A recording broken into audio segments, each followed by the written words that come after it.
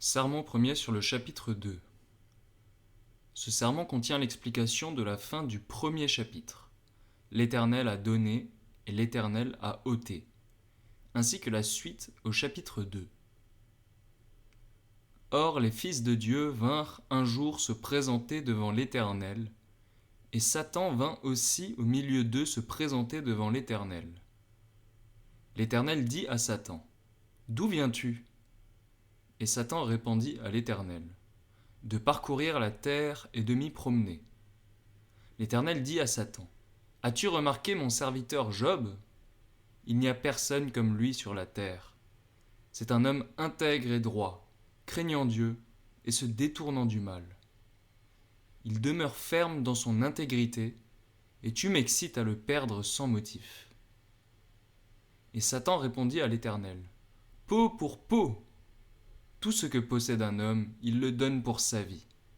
Mais étends ta main, touche à ses os et à sa chair, et je suis sûr qu'il te maudit en face. » L'Éternel dit à Satan : « Voici, je te le livre, seulement épargne sa vie. »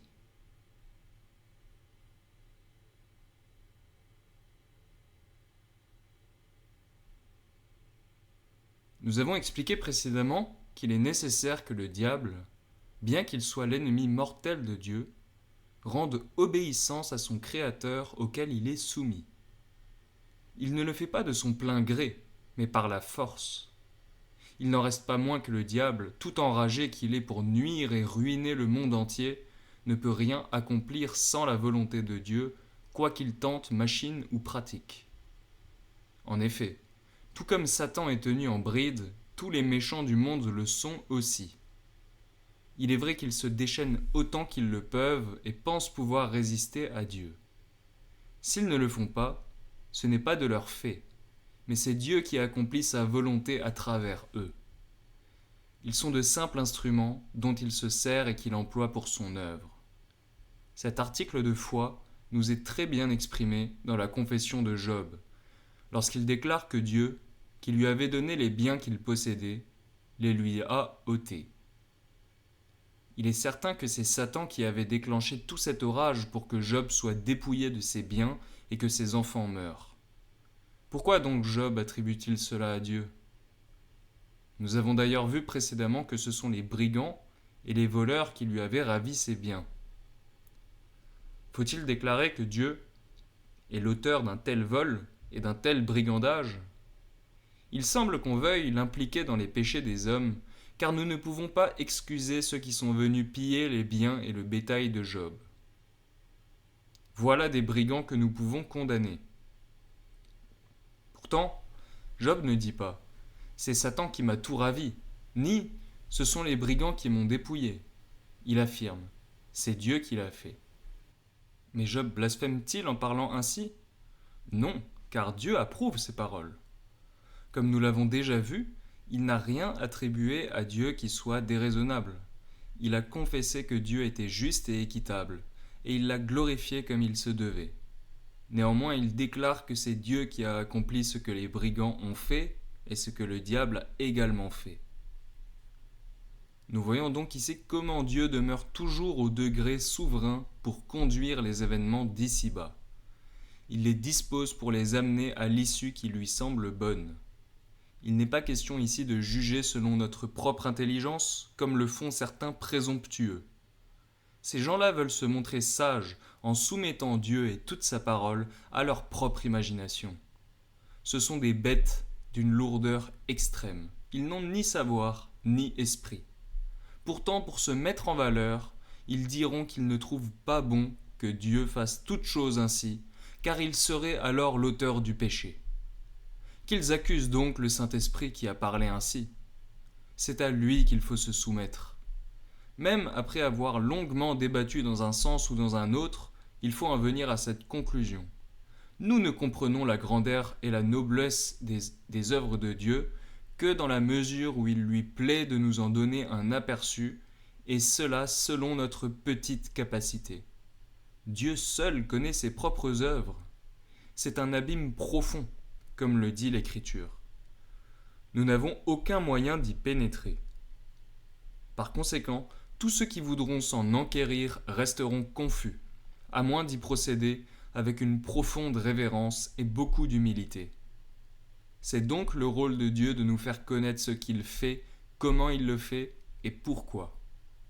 En attendant, nous devons nous contenter de ce que l'Écriture déclare, même si cela nous paraît étrange et que nous ne puissions le comprendre avec notre intelligence et notre raison, nous devons confesser que Dieu est juste.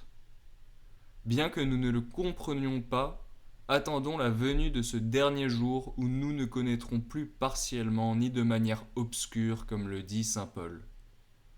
Nous contemplerons alors face à face ce qui nous est maintenant montré comme dans un miroir. Voici donc un passage excellent pour nous montrer comment Dieu conduit et gouverne le monde entier par sa providence. Mais nous devons surtout noter dans quel but le Saint-Esprit nous déclare que Dieu fait toutes choses et que rien ne peut arriver sans sa volonté. C'est pour que nous puissions défier Satan et tous les méchants.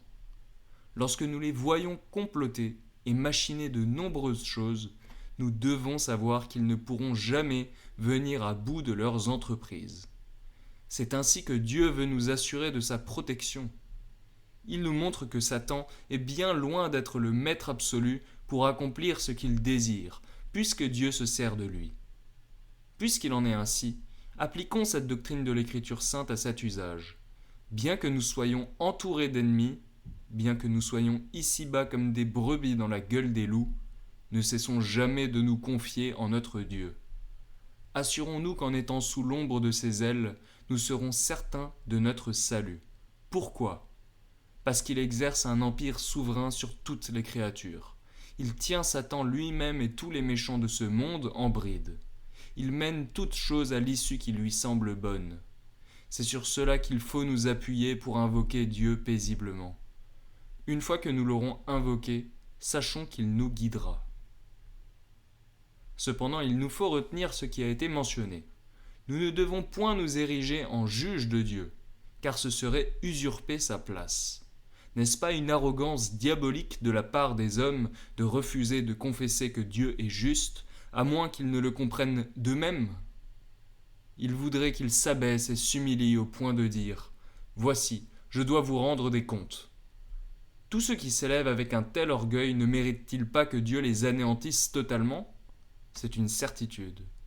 C'est d'ailleurs pourquoi Salomon déclare que tous ceux qui veulent scruter la majesté de Dieu avec excès, bien au-delà de ce qui leur est permis, seront engloutis dans leur orgueil et resteront confus. Il ne nous reste donc qu'à faire preuve de sobriété. Prions Dieu de nous enseigner ce qui est bon et utile pour nous. Recevons tout ce qu'il nous dit comme étant bon et juste sans nous rebeller contre lui. Voilà comment nous devons procéder. Certains s'imaginent avoir beaucoup gagné lorsqu'ils ont trouvé quelques arguments frivoles pour affirmer que Dieu ne fait pas toutes choses, notamment celles qui sont commises par Satan et par les méchants. Ils allèguent que lorsque les méchants commettent le mal, Dieu n'agit pas directement, mais qu'il le permet et leur en donne simplement l'autorisation. Or, puisqu'il a l'autorité et la puissance d'empêcher le mal, le fait de le permettre ne revient-il pas à agir comme s'il le faisait ? C'est donc une excuse beaucoup trop frivole. De plus, Dieu n'a que faire de nos mensonges pour maintenir sa vérité et sa justice. Nous n'avons pas besoin d'invoquer de tels subterfuges pour clore la bouche aux méchants qui veulent blasphémer contre la sainteté de Dieu. Ce que nous dit la Sainte Écriture est amplement suffisant. En effet, Dieu ne se contente pas de permettre ou de donner une simple autorisation. Il exécute sa volonté par l'intermédiaire de Satan et des méchants. Cela est évident, puisque l'Écriture ne dit pas « Seigneur, tu l'as permis », mais bien « tu l'as fait ».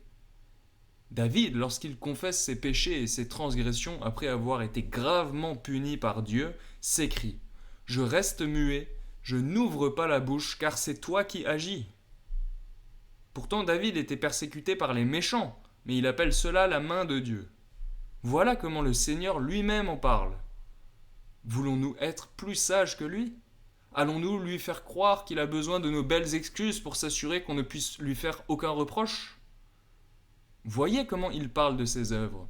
lorsqu'il veut punir David d'avoir pris Bathsheba, il lui déclare « Tu as agi en secret, et moi, je ferai cela en présence de tout Israël et à la face du soleil. » Qu'est-ce que Dieu devait donc faire à David ?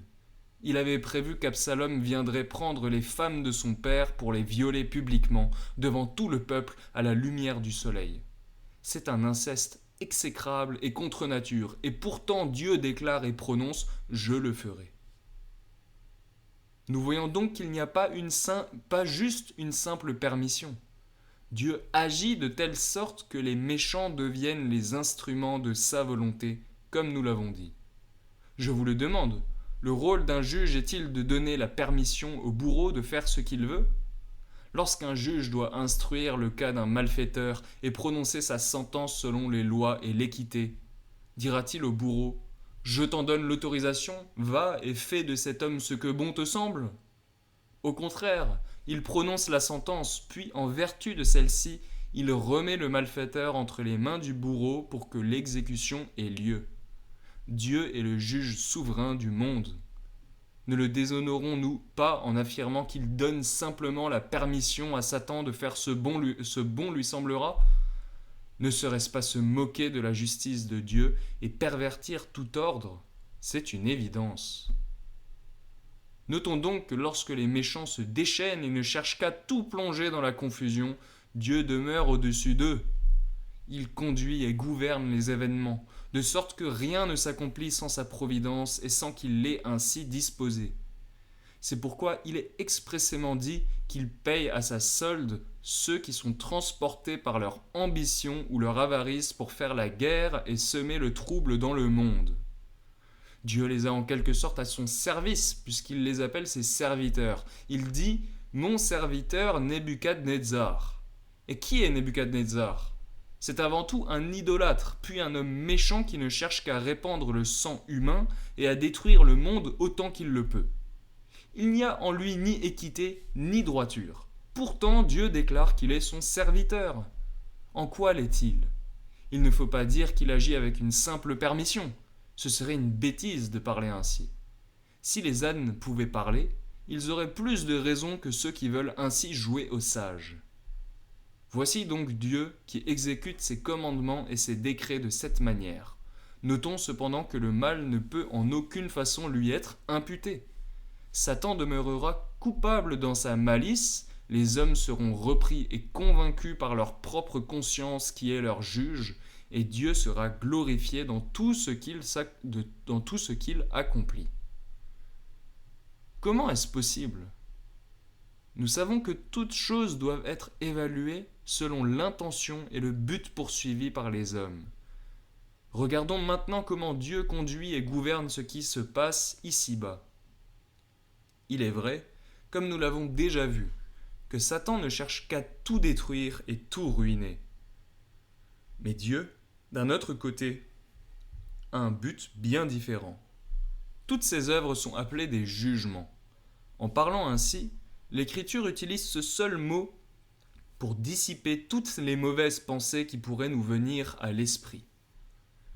C'est une marque qui justifie toutes les œuvres de Dieu en montrant qu'elles sont jugement et droiture. Puisqu'il en est ainsi, voici Dieu qui punira ceux qui l'ont offensé. Qui pourra contester contre lui et affirmer qu'il n'agit pas bien ? Ensuite, il voudra exercer la patience de ses fidèles, mortifier leurs affections charnelles et les éduquer à l'humilité. Ces actions-là peuvent-elles être condamnées par nous ? Absolument pas. Même si l'on prend les pires méchants, ils seront contraints, malgré eux, de glorifier Dieu lorsqu'on leur demandera s'il n'a pas la puissance de châtier les vices et les transgressions des hommes.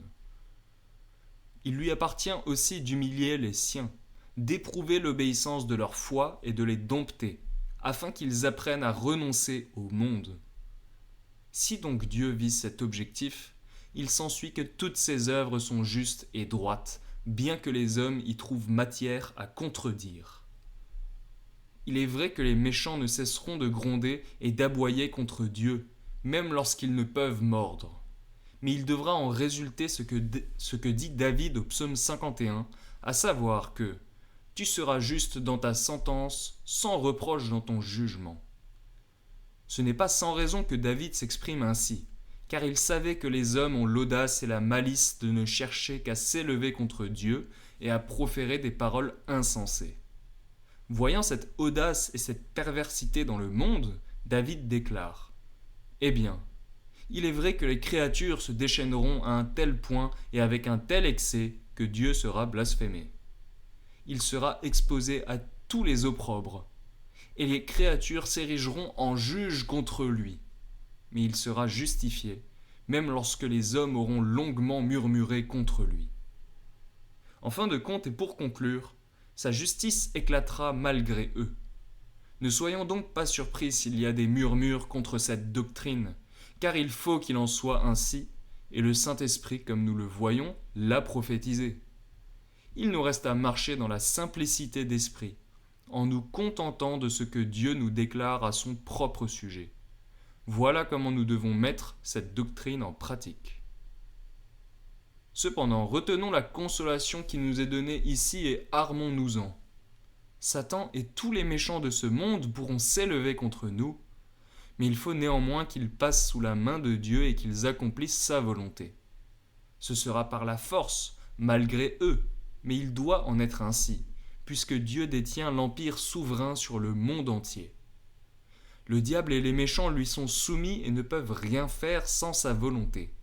C'est pourquoi il est répété que Satan a comparu devant lui parmi les fils de Dieu. Comme nous l'avons déjà expliqué, Satan n'a pas voulu se déguiser par hypocrisie pour se mêler aux anges. Il est obligé de comparaître devant Dieu pour rendre des comptes.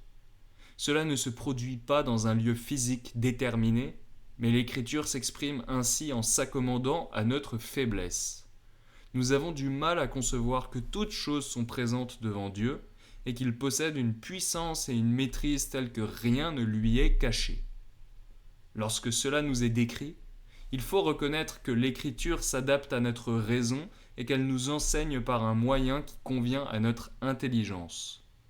Dieu est donc comparé ici à un souverain qui tient ses assises ou ses états. Tout doit venir devant lui et tout doit y être jugé. Voilà pourquoi il est écrit qu'à un jour précis, le diable est apparu avec les anges. Notons donc que Dieu envoie ses anges pour nous guider et pour être les ministres de notre salut, de sorte qu'ils sont comme ses mains et les instruments de sa puissance pour nous protéger.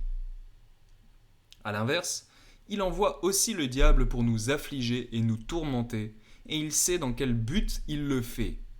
Il est vrai qu'à première vue, nous pourrions être étonnés lorsque nous ne voyons pas la raison pour laquelle Dieu agit d'une manière ou d'une autre.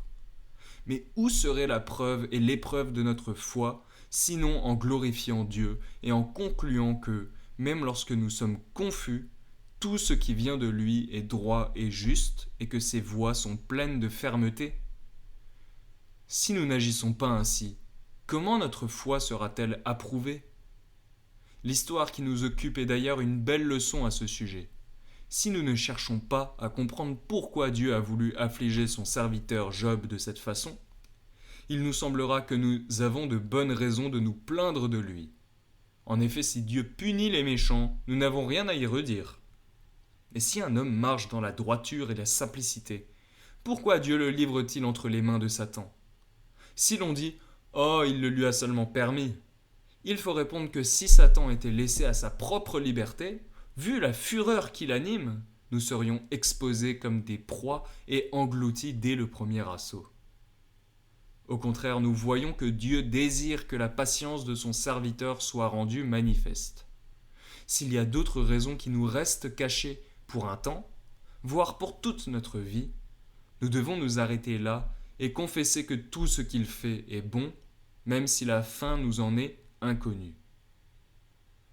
Par conséquent, bien que nous ne voyions pas les démons autour de nous, pas plus que nous ne voyons les anges, nous devons tenir pour certain que Dieu envoie les uns et les autres, pour nous protéger d'une part et pour nous affliger de l'autre. Nous avons toujours besoin de reconnaître que Dieu a de justes raisons de nous châtier. Même si nous étions détruits 100 fois par jour, nous en serions parfaitement dignes. Cependant, comme nous l'avons déjà déclaré, Dieu n'a pas toujours cet aspect en vue lorsqu'il nous afflige. Parfois, il permet que Satan nous tourmente afin que nous remportions la victoire sur lui, et que notre victoire soit d'autant plus glorieuse que nous aurons été attaqués avec violence. Il veut aussi nous exercer dans la pratique, pour nous rendre craintifs, afin que nous ne prenions pas prétexte pour nous enorgueillir, et que nous ne nous endormions pas dans une vaine confiance et présomption, comme nous en avons l'habitude. Dieu nous réveille pour que nous prenions conscience que si nous n'étions pas soutenus par lui, notre situation serait pitoyable. De même, si nous n'étions pas relevés par lui, nous serions prêts à tomber et à trébucher à chaque instant. Il faut donc que Dieu place sa main sous nous, sinon nos chutes seraient mortelles. Dieu veut ainsi nous le faire ressentir. Mais sachons surtout que les anges ont un soin particulier pour nous guider, car Dieu les a établis comme ministres de notre salut et nous a confiés à leur garde. C'est pourquoi ils sont appelés vertus et principautés.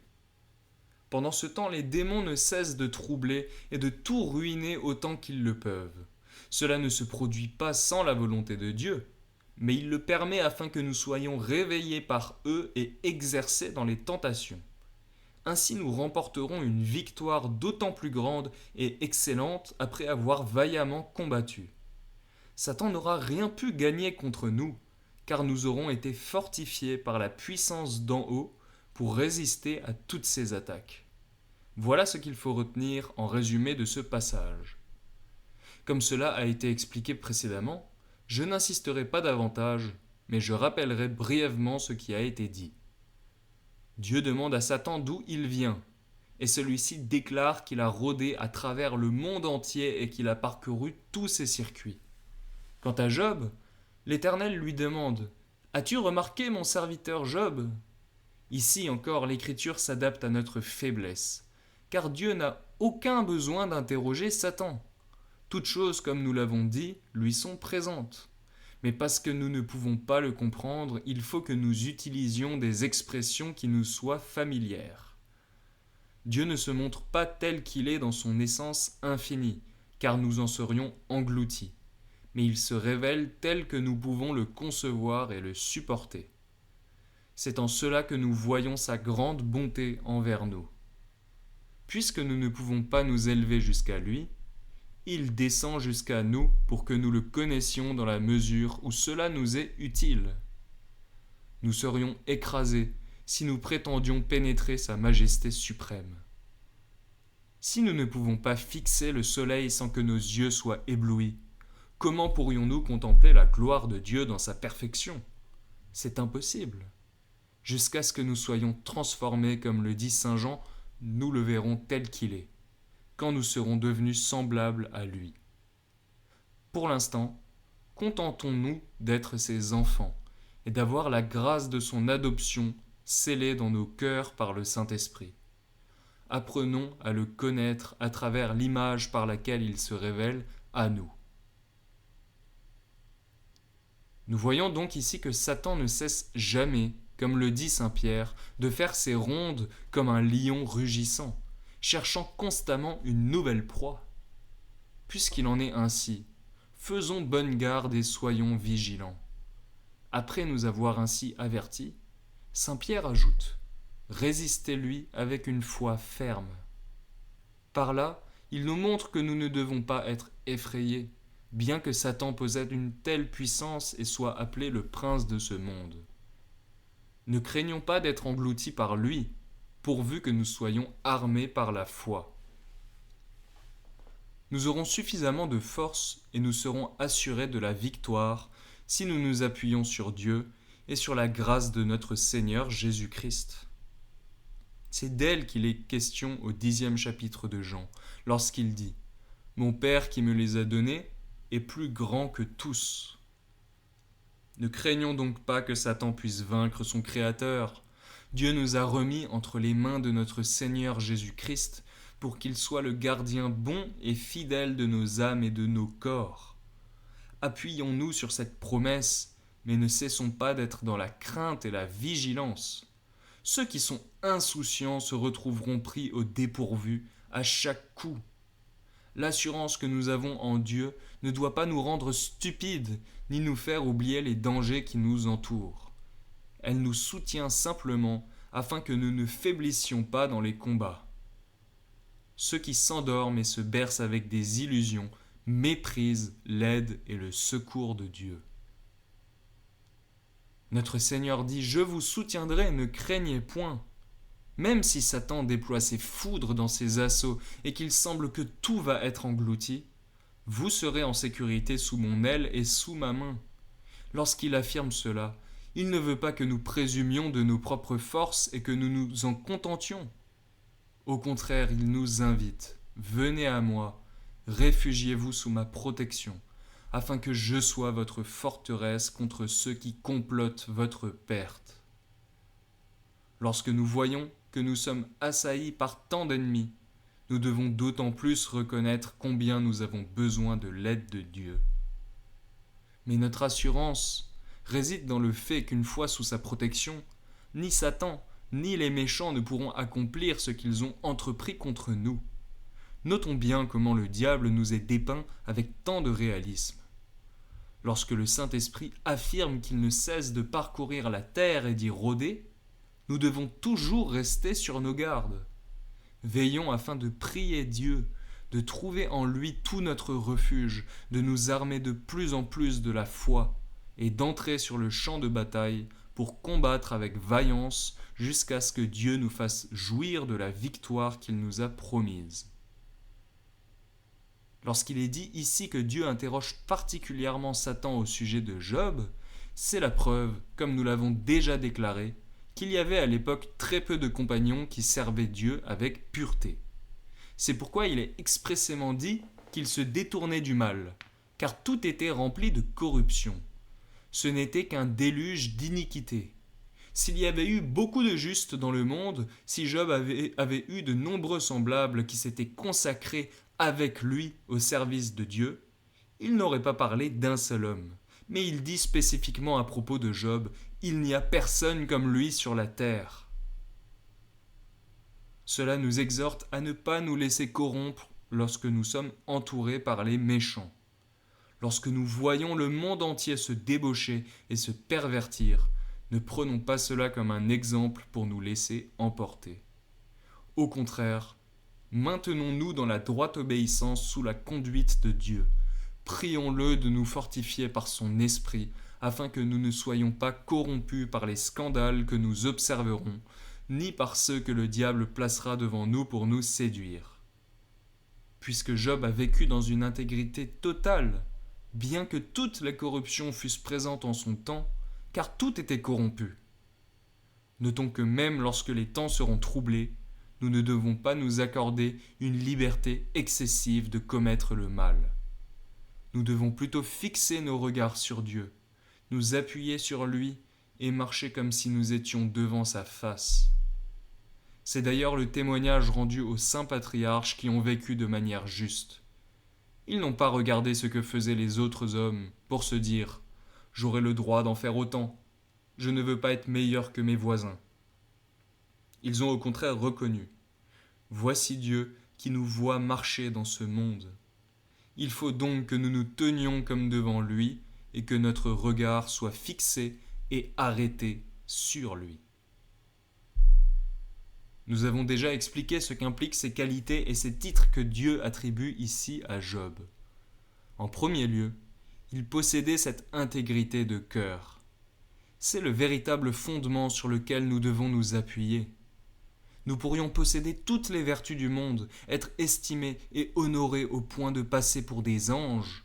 Notre vie entière ne serait qu'une ordure et une souillure devant Dieu si cette source qu'est le cœur n'était pas nette et pure. C'est là que nos œuvres seront évaluées. Que chacun descende donc en lui-même et s'examine. Nous aurons beau plaire aux hommes, s'attirer leur satisfaction et leurs applaudissements, nous resterons exécrables devant Dieu s'il y a de l'hypocrisie dans notre cœur et si nous ne sommes pas purifiés de toute fausseté. En bref, nous ne devons pas être doubles ni avoir un cœur double, comme le dit l'Écriture dans un autre passage. Si nous avons vraiment le désir de servir Dieu, notre vie correspondra à ce désir et nous marcherons comme il se doit. Nous en verrons certains qui aimeraient bien être considérés comme les plus justes du monde. Mais qu'en est-il ? Il suffit de regarder leur vie pour les faire mentir. Ils passent pour des gens merveilleux. Oui, ils ont de grandes paroles à la bouche, mais avec leurs yeux, leurs oreilles, leurs mains et leurs pieds, ce sont des diables incarnés, des pestes mortelles prêtes à infecter tout le monde. Notons bien qu'à l'intégrité doit s'ajouter la droiture. Nous devons vivre avec les hommes sans nuire à personne, en cherchant à aider nos prochains et en manifestant l'amour que Dieu nous commande. C'est ainsi que nous démontrons notre intégrité.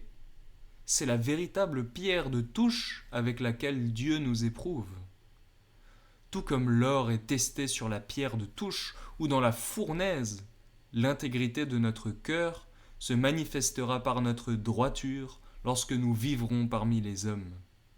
Sans causer de tort, sans chercher à nous approprier le bien d'autrui, sans cruauté, sans orgueil et sans ambition. Au contraire, nous serons doux pour aider chacun, compatissants pour secourir ceux qui sont dans le besoin, et nous nous efforcerons d'utiliser les capacités que Dieu nous a données. Or, tout comme nous devons marcher avec droiture et équité envers nos prochains, nous devons aussi craindre Dieu. Il ne serait pas juste que les hommes obtiennent ce qui leur revient, tandis que Dieu en serait privé. Car c'est par lui qu'il faut commencer, puisqu'il occupe le degré souverain. Nous devons donc nous consacrer au service de notre prochain, sans pour autant oublier Dieu. Et c'est un point très important, car on peut parfois observer une apparence de vertu chez certains. On dirait de petits anges dont personne ne se plaint. Mais qu'en est-il ? Ils n'ont aucun égard pour Dieu et vont même jusqu'à le mépriser. Ce n'est donc pas sans raison que Dieu, voulant approuver son serviteur Job, associe ces deux choses. Il s'est comporté avec droiture envers les hommes et a fait preuve de piété, c'est-à-dire d'une vraie volonté d'adorer le Dieu vivant. Cependant, il habitait dans ce monde, au milieu de nombreuses corruptions. Quand nous considérerons l'intégrité dans laquelle il a vécu, nous serions bien lâches de ne pas résister à tous les maux qui nous entourent. Il est écrit que Job s'est retiré du mal. Ne pensons pas pouvoir servir Dieu sans affronter de difficultés, car nous serons sollicités de toutes parts pour commettre le mal. Comment pourrons-nous marcher comme il se doit ?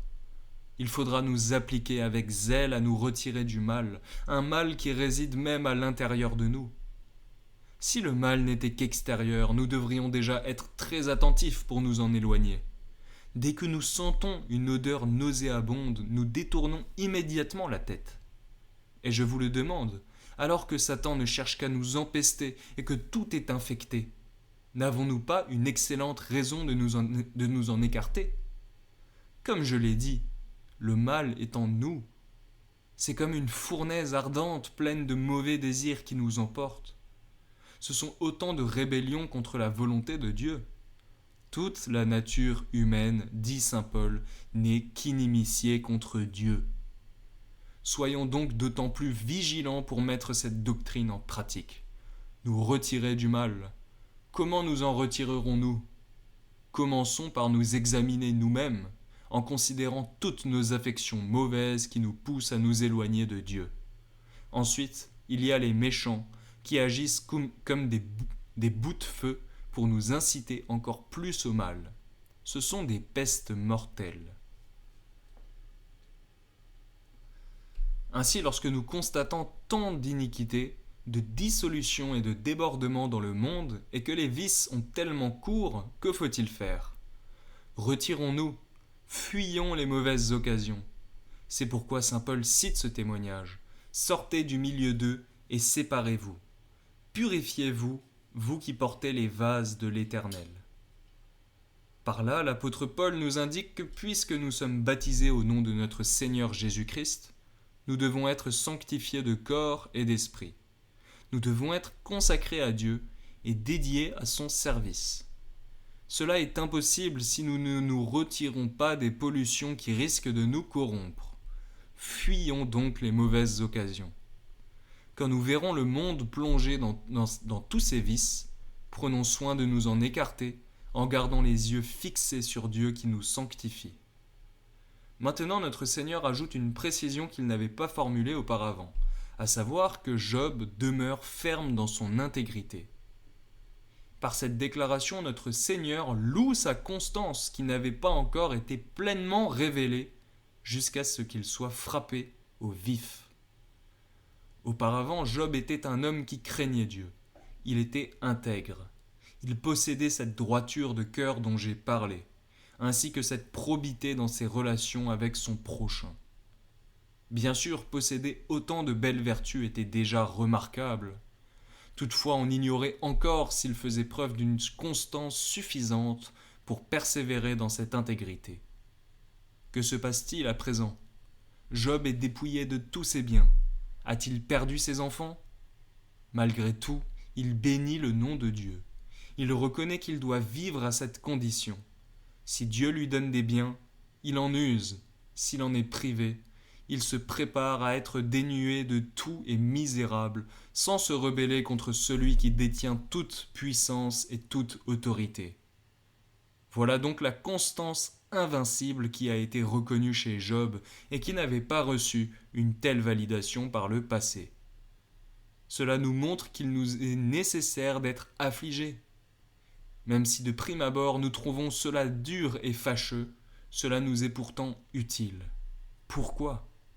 Parce que nous ne pensons pas à l'aide de Dieu comme il se doit, tant que nous n'avons pas traversé de multiples dangers, que nous n'en sommes pas venus à bout et que nous n'avons pas triomphé de toutes les tentations. Notons donc attentivement ceci. Tout comme Dieu a déclaré que Job demeurait ferme dans son intégrité malgré ses grandes afflictions, nous devons nous aussi passer par ce même chemin. C'est-à-dire que nous devons être toujours prêts à servir Dieu et à nous donner entièrement à lui, même lorsque nous sommes éprouvés de différentes manières. Dans quel but ? Pour demeurer ferme dans notre intégrité. Nous constatons ainsi à quel point il est nécessaire que chacun de nous soit exercé de la sorte. D'une part, cela nous permet de reconnaître à quel point nous avons besoin du secours de Dieu. D'autre part, cela permet que notre foi soit d'autant mieux prouvée et que la puissance du Saint-Esprit se manifeste plus clairement en nous lorsque nous aurons remporté la victoire lors des tentations et des combats que Satan nous livrera.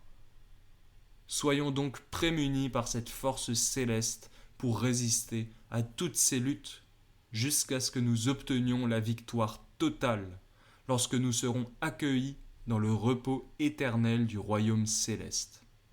À présent, nous nous prosternerons devant la face de notre bon Dieu.